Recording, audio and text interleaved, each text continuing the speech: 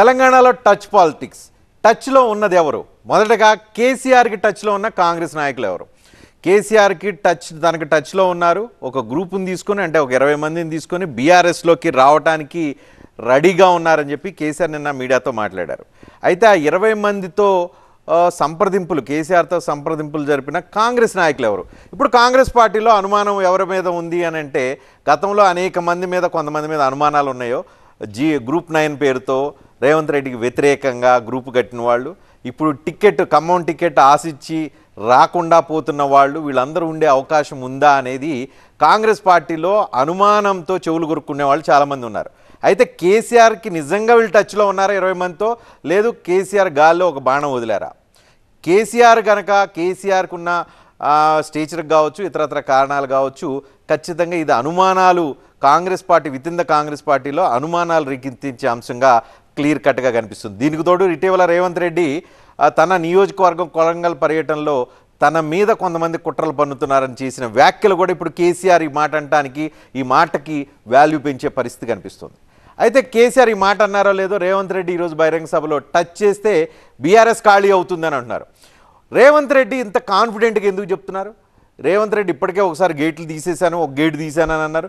Gate తీసేసిన తర్వాత 3 ఎమ్మెల్యేలు వచ్చి జాయిన్ అయ్యారు. ఈరోజు ఒక ఎమ్మెల్యే వెళ్ళి కలిసి వచ్చారు, రాబోయే రోజుల్లో జాయిన్ అవుతానంటున్నారు. మాజీలు అయితే చాలామంది వచ్చి కాంగ్రెస్ పార్టీలో జాయిన్ అవుతున్న పరిస్థితి కనిపిస్తుంది.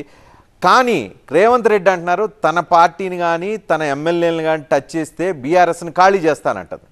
ఎందుకు ఇంత కాన్ఫిడెంట్గా ఉన్నారు? ఎవరిని బలపన్నే అవకాశం ఉంది? లేదు రేవంత్ రెడ్డితో ఎవరు టచ్లో ఉన్నారు బీఆర్ఎస్లో ఉన్నవాళ్ళు అనేది చూద్దాం. ఈ అనుమానం ఉన్నవాళ్ళు బీఆర్ఎస్కి తెలంగాణ ఏర్పడిన తర్వాత 2014 నుంచి 2020 వరకు మొదటగా తెలుగుదేశం పార్టీకి సంబంధించిన వాళ్ళు, కాంగ్రెస్ పార్టీకి సంబంధించిన వాళ్ళు పెద్ద ఎత్తున పార్టీలో చేరారు. గెలిచిన వాళ్ళు, ఓడిపోయిన వాళ్ళు, మాజీలు, తాజాలు అందరూ కలిసి బీఆర్ఎస్ పార్టీలో గంపగుత్తగా జాయిన్ అయిపోయారు. ఇప్పుడు రేవంత్ రెడ్డి టార్గెట్ చేస్తే ఎవరిని టార్గెట్ చేసే అవకాశం కనిపిస్తుంది? 2014లో ఉన్న టీడీపీ బ్యాచా, 2018లో జాయిన్ అయిన కాంగ్రెస్ బ్యాచినా? ఇప్పటి వరకు చూస్తుంటే టీడీపీ బ్యాచ్ ఎక్కువగా రేవంత్ రెడ్డికి లేకపోతే కాంగ్రెస్ పార్టీలో జాయిన్ అవడానికి ఇంట్రెస్ట్ చూపుతున్నట్టు కనిపిస్తుంది. ఎందుకు అని అంటే, మొదటి దశలో జాయిన్ అయిన కడియం శ్రీహరి కావచ్చు, తర్వాత దానం నాగేంద్ర అంటే కాంగ్రెస్ పార్టీ నుంచి వచ్చారు, కడియం శ్రీహరి తెలుగుదేశం పార్టీ నుంచి వచ్చారు. ఈరోజు జాయిన్ అయిన ప్రకాష్ గౌడ్, ఆయన ఒకప్పుడు తెలుగుదేశం నాయకుడు. తద్వారా ఇవన్నీ చూసారు. ఇంతకుముందు ఖమ్మంలో అయితే అతను కాంగ్రెస్ నాయకుడు, పొంగులేటి శ్రీనివాసరెడ్డి అనుచరుడు. మొత్తంగా చూస్తే కాంగ్రెస్ టీడీపీ నుంచి సగం వచ్చి Telugu Desam party and Congress party నుంచి వచ్చి బీఆర్ఎస్లో చేరిన పరిస్థితి కనిపిస్తుంది. ఈ నేపథ్యంలో రేవంత్ రెడ్డి బీఆర్ఎస్లో ఉన్న వాళ్ళని ఎవరిని లాక్కొచ్చే అవకాశం ఉంది? లేదు అంటే రేవంత్ రెడ్డి కోసం ఎవరు వచ్చే అవకాశం ఉందంటే 2014 టీడీపీ బ్యాచ్, 2018 కాంగ్రెస్ బ్యాచ్ అవకాశాలు ఉన్నట్టుగా కనిపిస్తుంది. ఇక మధ్య మార్గంగా చూస్తే బీజేపీలోకి వెళ్ళే షిండే ఎవరు? గత కొద్ది రోజులుగా, వారాలుగా ఇదే అంశం చర్చలోకి వస్తుంది.